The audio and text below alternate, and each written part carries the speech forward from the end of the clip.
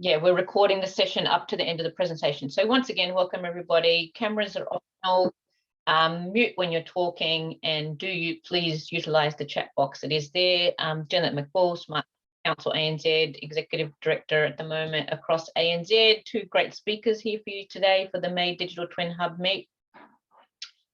We're up to May, so digital twin use cases. We've already talked IoT and digital twin. We've already talked that tech showcase was a great turnout for the tech showcase actually in March. So we're actually based on responses that day and also the number of registrations that we have. We'll be running another one later in the year as well. Have scheduled that. GIS and digital twin in February, and then we've had the maturity models discussion earlier in the year, and then this is what's coming up as well. So just a reminder to register if you are keen. The challenge is still progressing. We are on target at this stage to deliver the resources to the wider ecosystem at Digital Twin Week, 17th to 22nd, 21st of October in Melbourne in person as part of Smart Cities Week. A reminder, there's the tag about the Digital Twin Hub Twin Week. Another reminder about in New Zealand, the Digital Twin Summit, so 7th of July. We've pretty much got all our speakers locked in. We're just confirming a couple more that are really keen to contribute to that discussion. Covers asset and infrastructure, environment and climate resilience, and from strategy to roadmap. Workshops in the afternoon, deep dive panel sessions. I think there's 4 now. I had to add another panel, 2 talks, and an update on the Digital Twin Challenge. And I'll talk a little bit more about that now. A reminder: this is the cohort participating in the challenge.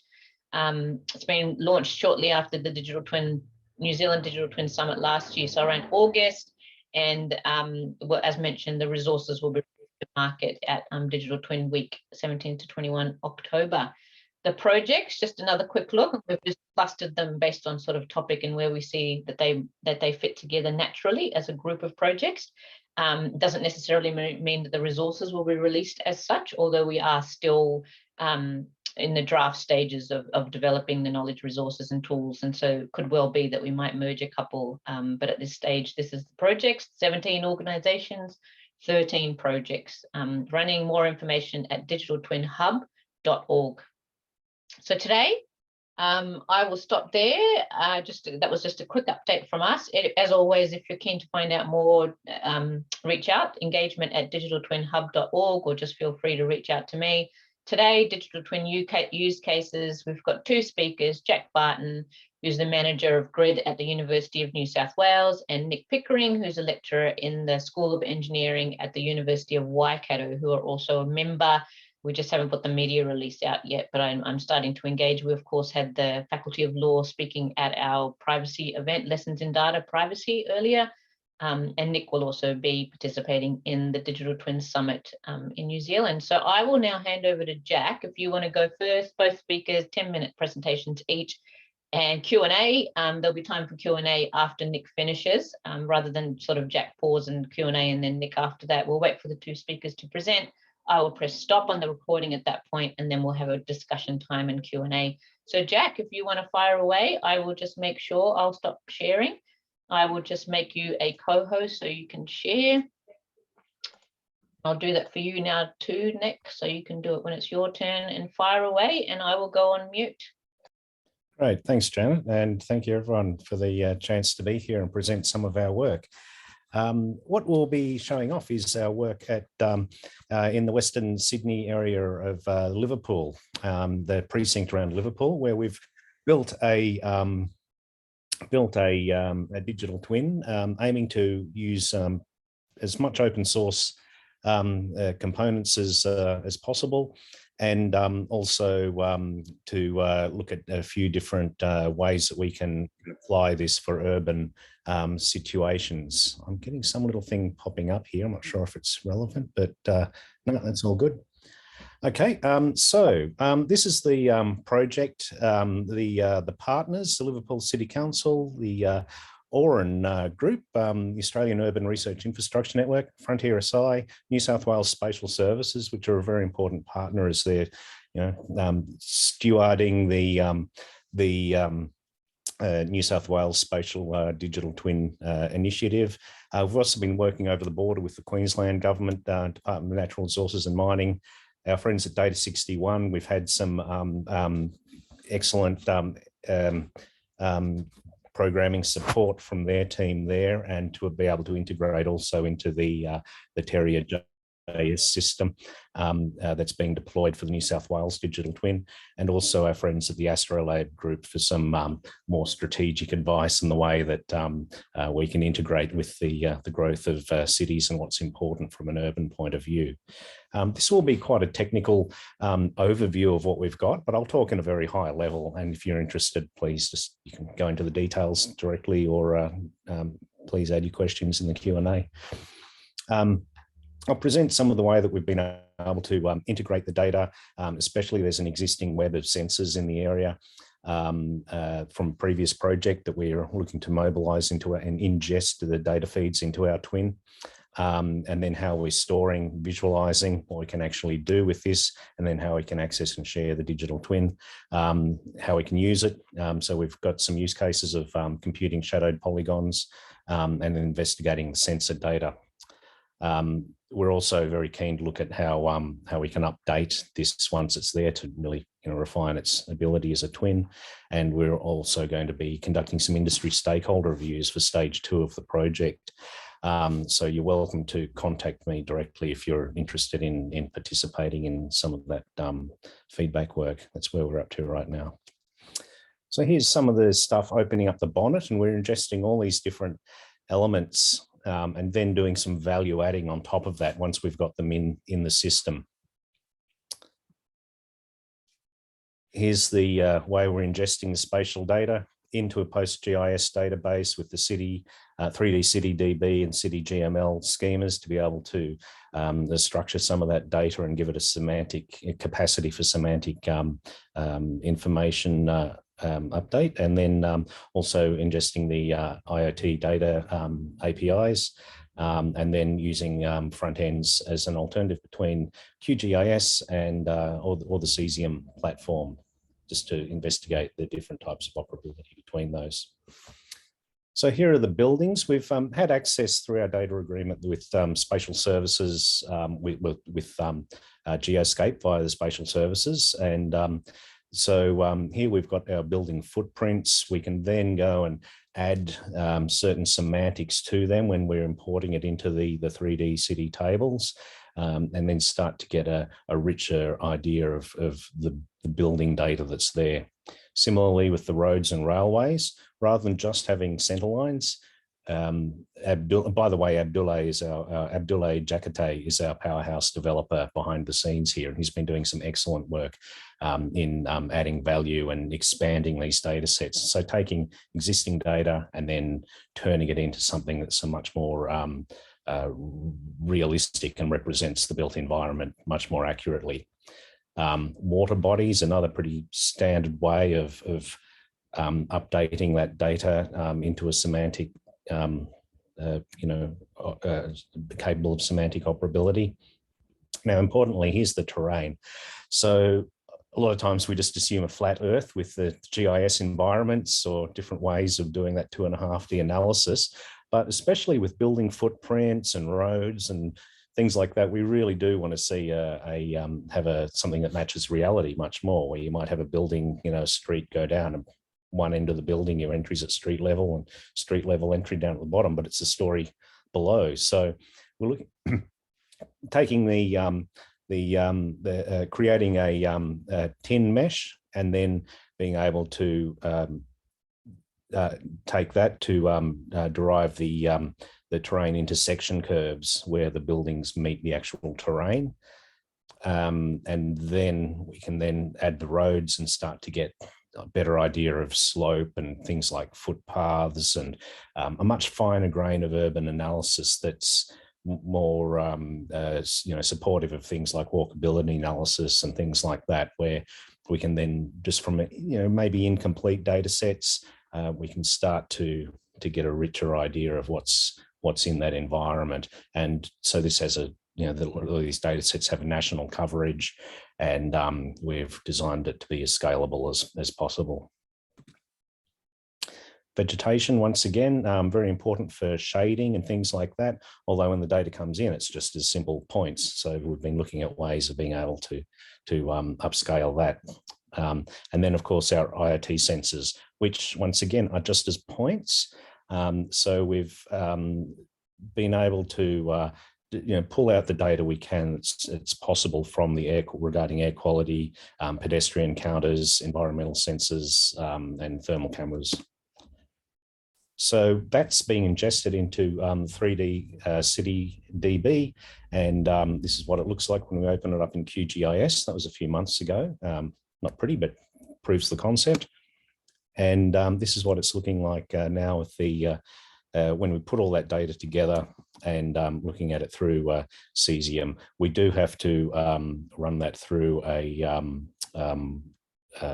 API or some sort of ETL. I think Abdullah's mentioned a bit later in this presentation.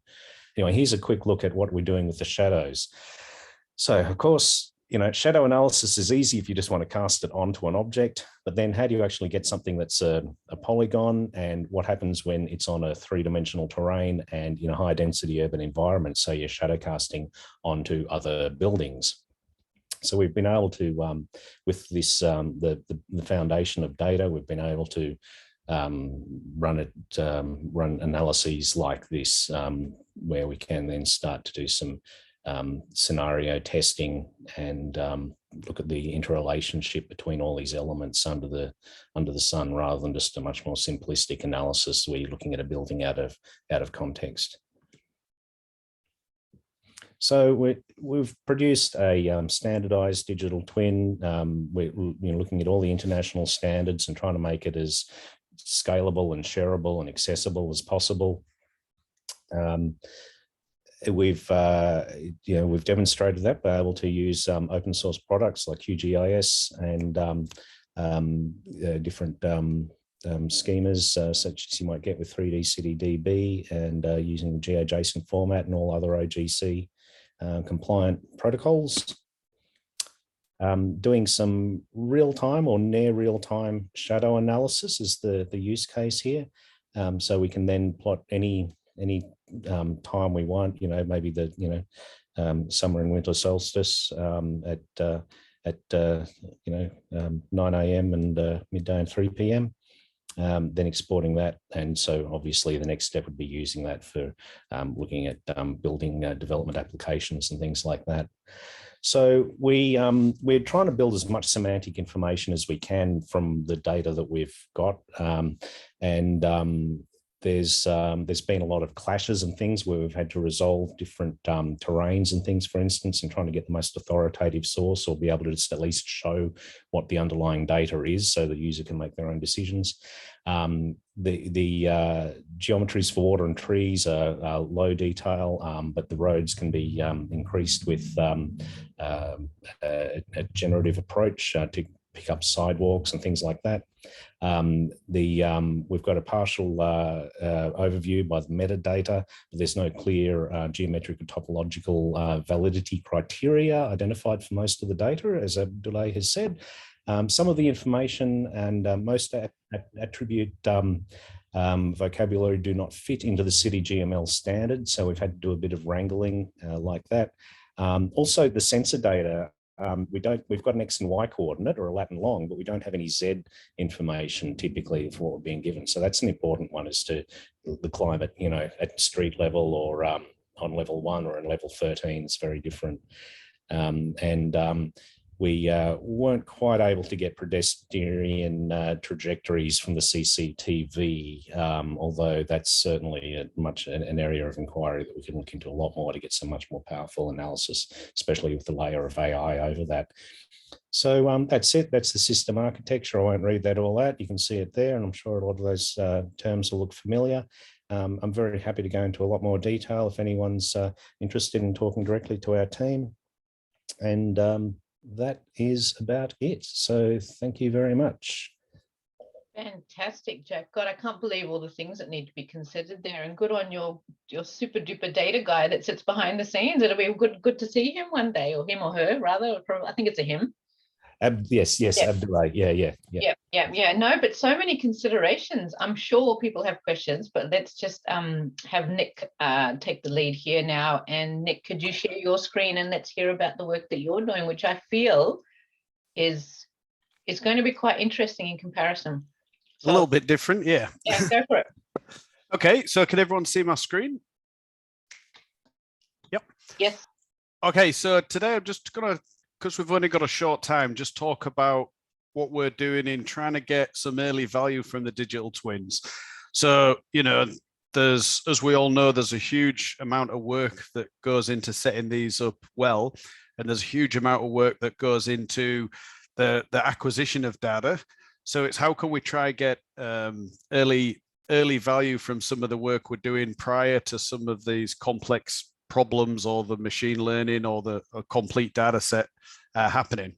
But first, I just wanted to spend a couple of minutes talking to you about where I've come from and how I've ended up where I am now.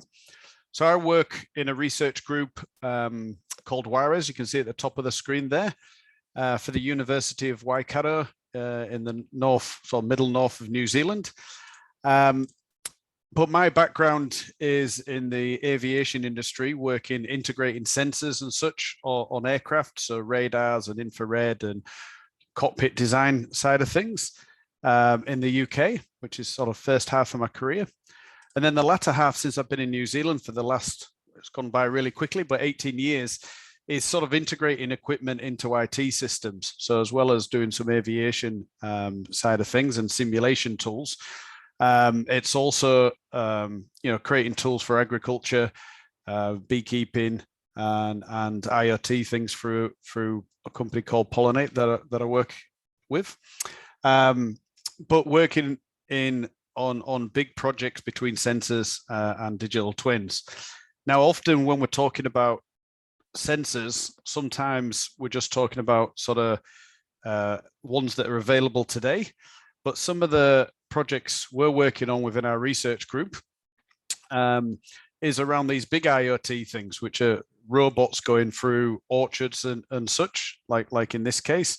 So doing horticulture robotics and using cameras and image recognition as our equipment or our sensor. And often this is to solve sort of big problems we're facing to do with lack of available labor or just the physical nature of these challenges.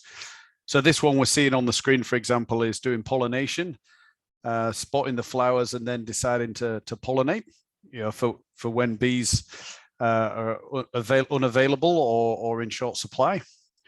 Other projects we're working on, one, again, it's an MB project, which is New Zealand government funded in collaboration with a number of the universities and parties you can see on the right there, and with industry partners. This one's working in blueberry and vineyards and apple orchards, and it's all about using advanced imaging and cameras to identify things, but also perform actions. And obviously there's a lot of data while we're on these orchards that we could connect with. So to give you an example of some of them and some of the challenges why we're doing this is in the horticulture industry, we have some huge challenges. So we've got things like PSA, which threaten to wipe out, you know, a good 40% of the kiwi fruit industry that we've overcome, but there's other pests that could come through. So it's how do we capture data and share it and communicate it to manage these threats better. We've got increasing customer expectations, especially around, you know, all the things associated with water and water quality. And obviously they're not just in one unit. We're looking at these sort of systems of systems. So when you get an orchard, it doesn't really matter what the orchard pollutes, it's how the data gets accumulated into causing an outcome. So if there's 10 orchards doing averagely, that might have a bad impact on a river system. So we need to start getting these systems working together. But a lot of the things we're doing is around labor shortages and this environmental impact. So And to try and make sure that if we are short of resources, how do we get the best bang for the buck so that fruit growing is viable? So if we are short of labor, we can target them into the right location to do the jobs. So one project we're working on with Zespri is looking at addressing these problems with a big IoT device. So this is just a autonomous survey robot that can also be towed if you don't have the navigation equipment on it. We attach camera arrays and such on there so it can identify information to help growers make better decisions. So that might be around pollution. In this one, we're identifying flower buds so they can optimize where they work. But we're also looking at, as well as getting this information, is how do we close the circle to get the information and turn it around to an action, which is the hard part. So one of the bottlenecks we often see, and one of the things that we're focusing on, is answering the question around how can we afford to capture high quality data. So often we sense data, we can maybe get alerts and such out of it as we stream it, and we can analyze it like with the displays. But often our bottleneck is, the smart, educated people who know the domain to look at these screens and understand what this visualization is telling them. So what we're looking at is how do we process the data to be able to create actions or tasks prior to the neural networks and machine learning being mature enough. And effectively, that means so that we're getting some value for it in the short term. We all know if we capture some great data now, it'll be awesome later on in 10 years' time. But we need to justify that as a spiral to be able to justify more sensing, to get more data, to do some of the things, the potential of what we can get with the data. So one of the things we're looking at is when we capture this data, as well as putting it in the dashboards, we're capturing it geospatially so that we can process that data and create it into actions, sometimes into a dedicated tool, sometimes just into, in this case, Trello, to be able to create a task for someone on site to navigate to the task, to address training issues by telling them exactly what they need to do. But that comes with the need to be able to quickly and efficiently take the data and process it, because often just code, getting software developers in becomes quite expensive, because especially in horticulture, which isn't a cash-rich environment. So there's a number of things we're working on to try and address that, and that's how I'll finish off the last couple of minutes in explaining. So one of the things is, big problem we have is things being built in silos. So everyone's doing everything, which often is a nature of a beast when it comes to startups and trying to retain that IP. But we're working on how do we remove some of these silos across some of the equipment on an edge processing thing. We've got a project called MASH. So it's not for the people old like me. It's not the old MASH TV that used to be on in the 80s. It's a modular agri-tech system for horticulture, which is all about, if you think about the functional capability of things in the orchard or sensors in the orchard that we're doing, it's about reuse. So a lot of the machines we have, we can reuse some of those capabilities across multiple pieces of equipment, because they're not used up 24/7 all times of the year. Often it's not viable because they're not highly utilized or supportable. So we're creating those across multiple systems and looking at the same thing on a cloud platform point of view, so we can get people focusing on what they're good at. But also you can see across all these different, forestry, apples, kiwi fruit, and asparagus on the bottom right, we're looking at reusing equipment across the spectrum. So if we're paying, 50 to 80% of the robot costs, they're not the mechanical parts. It's often the navigation equipment to autonomously navigate and the safety systems so we don't run anyone over. It's the batteries, it's the high-tech cameras and such. And because they're only used for a month or two at a time, we can get these equipment shared across different robots, but also share the frameworks and such for developing them. And lastly, I'll just talk about the model-based systems engineering. So this is something that's been quite common in the aircraft industry for a number of years, which is my background. But it's how do we, the next focus for me, one of my research areas is prior to being able to get machine learning to work, because you haven't got enough, the data isn't good enough yet.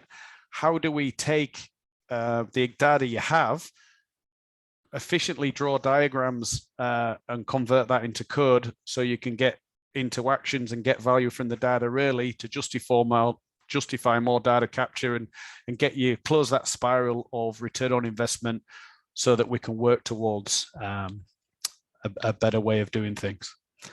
So quick fire questions, but happy to take any questions that you have or anything interest. Happy to spend a bit more time in a separate session talking through them. I just wanted to give you a bit of an overview of what we're up to. So I guess now I'll just stop my share and we can open up for questions. Thanks, Nick. God, I know that you just called it that MASH because it's MASH, hey? Yes. Yeah, you just found a way to fit the MASH thing. But I will press stop on the recording now because often it's easier to just sort of chat, in terms of the discussion. There were already some questions. Jack's been answering a few in the chat as well, but everybody just feel free. I'll press stop now.